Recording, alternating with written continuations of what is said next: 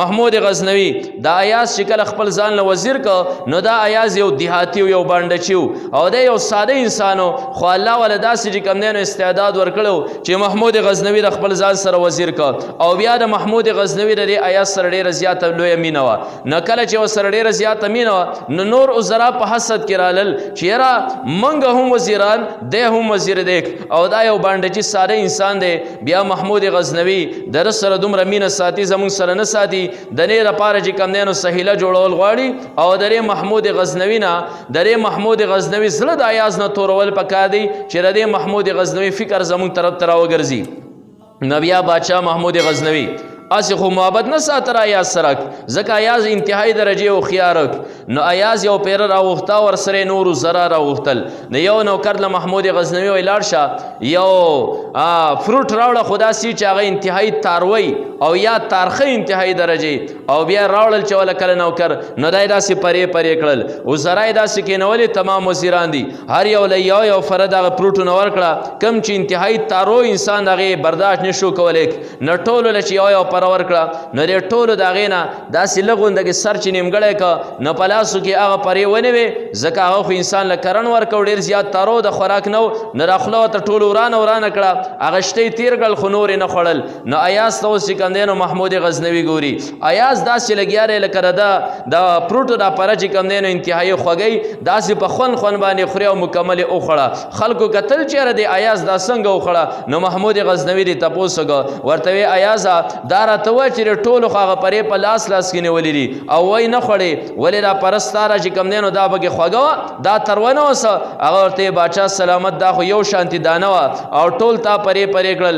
څنګه چې دیو ته کمې پرې رسېدلې هغه هم تروې وې ما ته چې کومه پره راورسېده دا هم ډېره زیاته تروه وه ما چې کله د دې نه یو چاک وکړو واقعي چې را تروه وه خو ما تمام عمر ستا پر کور کې خوږه خوړلې ده ستا د لاس نه ما همیشه لپاره خوږې نوړې خوړلې دي نو چې تمام عمر مې ستا پر کور کې خوږې نوړې خوړلې نه ماله نوره حیا راتله چې برې دومره زندګۍ کې دا یو پره د باچا په لاسو باندې ما ته راورسېده او زه دا درته واپس کوم یې ونه خورم ماله صرف او صرف د دې خبرې نه چې کوم دی نو حیا راتله بهر کیف پرې کې زمونږ دپاره لوی سبق دی چې الله انسانه په تا دومره نعمتونه کړي ته یې د عدم نه وجود ته راوستی او بیا یې ته چې کوم دی ستا اعضا بالکل مساوي پیدا کړي اوس که ستا یو خپه لنډه یو بله اوږده وې ستا یوه سترګه غټه یو بله وړه وې ستا چې کوم دی نو یو غټ یو بل وړوکی وې یا یو لاس اوږد یو بل لنډ وې الله بالکل مساوي اعضا تاله درکړل الله په یو ښکلي شکل کې پیدا کړې ځکه د کمې خاورې نه چې ته جوړې د دې نه خو نور حیوانات هم جوړ دي الله ستا د دې جسم د دې خاورې نه د دې شکل د سپي هم جوړولی شو الله دې شکل د خنزیر هم جوړولی شو الله دې شکل د هغې موزي اشیا هم جوړولی شو په ځمکه یې او مارې ته هم جوړولی شو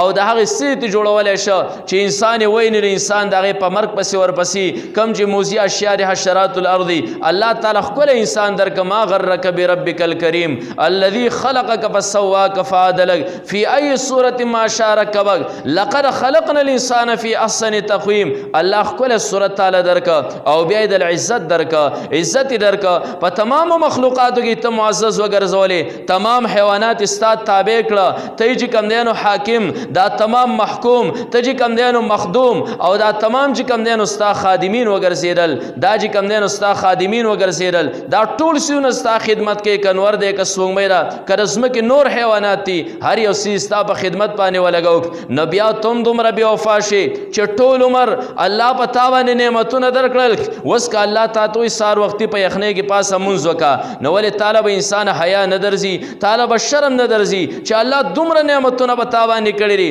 ولې د رب دپاره ته را لږونته مشقت نشي برداشت کولی په دې وجه چې کوم دی انسان له پکارداري چې د تخلیق د الله د عبادت دپاره شوی دی به په دنیا کې زندګي د الله د حکم مطابق چې کوم دی نو دا تیری که ده ته په جسم کې تکلیفي خو یو طرف ته دی به خپل راحت بل طرف ته الله حکم دی به د الله حکم اخلي د خپل جسم پروا به چې کوم دی نو نه صادق او همدغه ایاز دی ګوره انسان له پکارداري چې دی پر خپل تخلیق باندې لږ سوچ کې چې الله د کم ځای نه راوستی ما الله د کمو مراحلو نه زه چې کوم دی نو دې شکل ته راوستی ما د کمو ځایونو نه الله چې کوم دی نو زه راایستلی ما او داسې یو ښکلی شکل یې ماله راکړی دی نو بیا به د دغه رب احسانات چې ته په ځان باندې یادی په خپله به ستا عبادت طرف ته چې کوم دی نو میلان پیدا کړي همدغه ایاز دی محمود غزنوي والا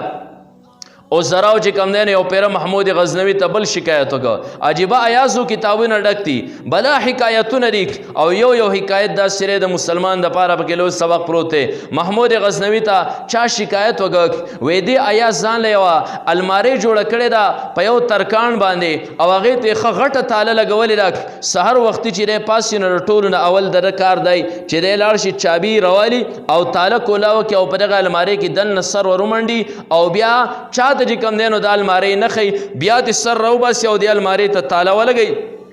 بیا راځي نور کارونه کوي نو زمونږ خیال دا دی چې دا خو بادشاه تا والا بلکل چې دی پړی دی ورته ورسس کړی دی او په خپل دربار کې مکمل تا دل اختیار ورکړی دی دی چې دا کار کوي د المارۍ چې د جوړه کړې چاله چابي نه ورکوي هر سهار د دې تماشه کوي سر وردن نه کوي او بیا راوځي زمونږ خیال دا دی بلکې زمونږ یقین دا دی چې د ستا نه قیمتي اشیا پټ کړي دی او په دې کې یې ښودي دي او بیا دی هره شپه په دې باندې سوچ کوي چې هسې نه چې د شپې باچا را تاله ماته کړې نه یا چا تاله ماته کړې نه دا سیزونه یې کتلې نه نو سهار وختي د دې تماشه وکړي باچا ورته چې لږ صبر وکړي زه به یو پیره د دې تحقیق کوم یو پیره به د دې ایاز نه چابیانې والم او هغه دروازه به زه کولاوم د هغه نه به تپوس وکړم چې هم واقعي د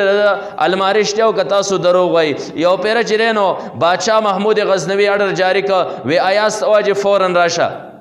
ایاز راغی باچا مخ کې کېناسته محمود غزنوي ورته ایازه په تا باندې یو شکایت دی وی جي څه شکایت دی وی ستا دلته جدا المارۍ شته وی او شته وی هغې ته تا تاله لګولي وی او لګولي د هغې چابي ستا سره د وی او تر اوسه پورې د هغه المارۍ چا د کولاولو ته نه ده پرېښودی وی او نه کسانو ته محمود غزنوي وکتل چې او خبره خو رښتیا وی ایازه چابي کمزیره وی جي چابي را رجب کړه وی چابي کېره و دې ځای نه به پاسې نه او باچا چې دی محمود غزنوي خپل یو نوکر له هغه چابي ورکړه وی دا چابي والا المارۍ کولاوه که څه چې پکې بوجۍ کې وغورځوه دلته راوړه زما مخکې دا وغورځوه کله چې نوکر ورغی تمام وزرا خوشحاله دي چې نن خو محمود غزنوي دلته ناست دی د هغه ځای نه به اشیا راوړی شي قیمتي محمود غزنوي مخکې به دا وغورځولی شي او د دې باچاهانو مزاج ډېر زیات نازک یې ګورئ چې په چا باندې په معمولي خبره کې شک راشي نو بیا یې د مخې سره لرکوي نه دی خوشحاله چې زه نن خو به ایاز لرکوي قیمتي اشیا به راوړي کله چې نوکر بوجۍ راوړه مخکې د باچا مخکې وغورځوله محمود غزنوي هغې کې درې څیزونه په نظر باندې راله یو زاړه پیزارو چې ځای په ځای باندې ګنډلی شي او ویټ کړی شي او یو چې کوم دی نو لنګ و هغه لنګ هم ځای په ځای باندې شلېدلی او ګنډلی شي او یوه چې دی نو جوړه وه جامې وې کمیس و هغه کمیس هم ځای په ځای ورته ټوکړې لګېدلې او سرې کمیس دی دا درې څیزونه دلته کې د باچا مخکې وغورځولی شو خلک اریان دي چېره دا خو دا څیزونه پراته نو د دې ته را تاله ولې والې وه د المارۍ ولې جوړه کړې محمود غزنوي ورته وایي ایازه دا سړي دې لپاره تا چې په ترکاڼ المارۍ جوړه کړې ده په دې باندې څه کوې هغه ورته وایي جي را درې څیزونه داسې دي زما د نفس د ماتولو دپاره دا لوی هتیار دی وی هغه څنګه وی زه یو دیهاتي وم زه یو دیهاتي بانډچي وم یو زمیندار وم کله چې ستا خواله راغلی ما په اوله ورځ چې ستا خواله رالم زما دا پیزارو ما د خپل کوره دا پیزار راوړی دا لنګ زما سیکوه دا شلېدلی لنګ و زما او زما را سرې کپړې وې زه په دې کپړو کې چې دی نو راغلی ما نو دې لپاره ما را المارۍ جوړه کړې ده سهار وختي چې زه کله پاسم زه چې کوم اوس خپلې درجې ته وګورم چې خلک زما ملاقات ته راځي او زه محمود غزنوي غونته باچا په وزراو کې اعلی وزیر یم زما د نفس نه قسم وسوسې راشي زه لاړ شم سهار وختي زما کار دی چې په دغه المارۍ کې زه درېو څیزونو ته وګورم او خپل نفس مخاطب کما چې ای ایازه ته هم د دغې پیزارو سړی وې ته هم د دغې لنګ سړی وې ته هم دې کمیس والا سړی وې ګورې را نن چې ستا پر جسم باندې قیمتي لباس دی نن چې را خلک ستا نه راتاوي دا احسان ګورې د دې باچا دی هسې نه چې ګورې تکبر او غرور دی والې باچا ته ښکراړم نه کې د دې باچا نه فرماني شروع نه کې زه هر سحر چې کوم دی نو دې ته ګورم خپل نفس پر هتیارو باندې چې کوم دی نو راګړاو کم نو بیا د هغې نه اخوا زما په زړه کې ستا ډېره زیاته مینه دا زما چې ستا سره محبت دی زه دې درېو څیزونو ته ګورم نو انسانه دا خو یو مجازي نوکر دا خو یو مجازي چې کوم دی نو بادشاه ستا حقیقي بادشاه چې کوم دی نو په تا له څه نه دی درکړي ته لږ ځان ته وګوره ته پیدا د څه نه ته خو د خاورې نه پیدا یې ته خو د ګنده نطفې نه پیدا یې ستا چې کوم دی ستاره مټیریل او مادې ته تلک سوچ وکړه ای انسان کله چې نه الله تعالی رسا والی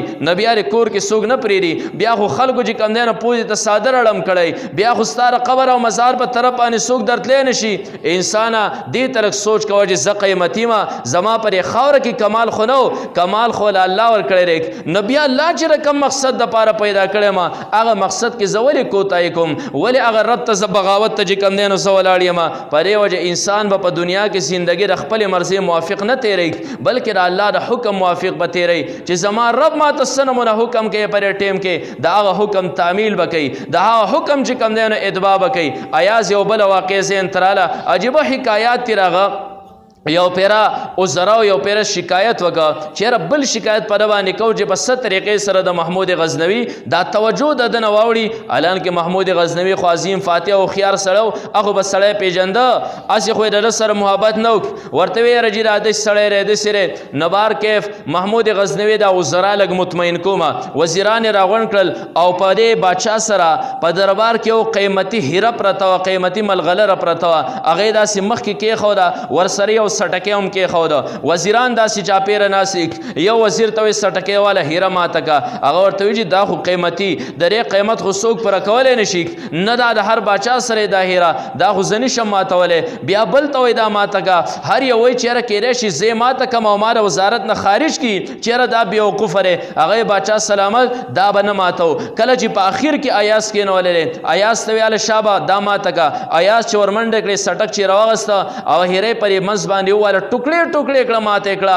خلک وی چې دا د ساجب کارو ک بیا زرا خو پرې باندې هم خوشاله دي چې زه دا خو د یو بیوقفتوب کارو ک شاید چې وس خو باسي محمود غزنوی چې کم دی ایاز ته وی ایاز قیمتي هره دی ماته کړه د نور خو نه ماته ولا ایاز وی چې مجبور او ما وسه مجبور وی ماته دوه خبرې په دوه خبرو کې به یو ماته ول خامخا زماره لپاره لازمي یا به ما دا هره ماته ولا یا به مستا حکم ماته یو طرف ته هم سوچګه بل طرف ته هم سوچګه دا هره مې هم داسې چې کم دی هغه وتلل و مې قتل ستاره حکم مې هم وتل چې پرې کې قیمتي سي شری ما ته ستا حکم ډیر زیات قیمتي میلاو شو ما تر هغه په مقابله کې ما د بادشاہ چې کم دی نو یو حکم داسې پلکونو هرو به زور نه کما نو ما هره ما تکړه غستا حکم مې چې کم دی نو مات نه کا محمود غزنوی چې کم دی او زراوته تاسو وس قتل پرې وجه چې کم دی ما اخو یو مجازي چې کم دی هغه د بادشاہ وزیر اخو یو مجازي محمود غزنوی بادشاہ زمون حقیقی بادشاہ چې کم دی انسان تب ګوري چې رب حکم کړی ری یو طرف ته بستا فائدې بل طرف ته بر الله حکمي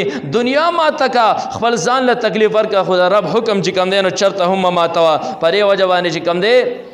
د انسان له پکارداري چې د خپل تخلیق مقصد پیژني چې الله دنیا تر سره پار را لګلې ما الله دې دنیا تر سره پار را لګلم زما مقصد سره او بیا مقصد کې زه کامیابی تر رسیدل یم او کنه ما تاسو په خپل ګریوان کې سوچ وګئ کچرته کې ستا په کور کې ستا بچي ستا په خلاف باندې را پاسي د پلار ته څومره تکلیفي کچرته یو سړی خزا درې سړی نافرمان شي درې سړی خوب خوراک ورکی او کنه ورګ اومدغه شانتي الله چې کم دی انسان د عبادت تپاره پیدا کړي ته یو بندای کده رب مخالف شي ته پرې باندې په خپل غور وکړي چې الله به څومره ناراضي بهر کیف خبره مونږ دی پر راغستې وه چې د هر یو څه د پیدا کولو یو مقصد دی د انسان د پیدا کولو مقصد دا د الله عبادت د الله رضا ده انسان په خپل مرضي باندې او په دنیا کې زندگی نه بسر کوي بلکې د الله د حکم تعمیل بکوي چې پرې کې الله حکم سره پرې کې الله حکم سره پرې کې د رسول الله فرمان سره پرې کې د پیغمبر علیه الصلاۃ والسلام سنت سره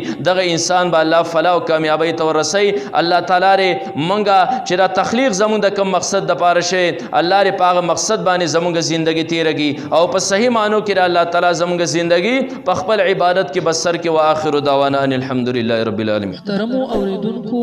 زمونږ د چینل سبسکرایب کړئ او د غنټۍ د نشانو سره هم دباو کړئ چې زمونږ د نوي بیانونو اطلاع تاسو ته درکړي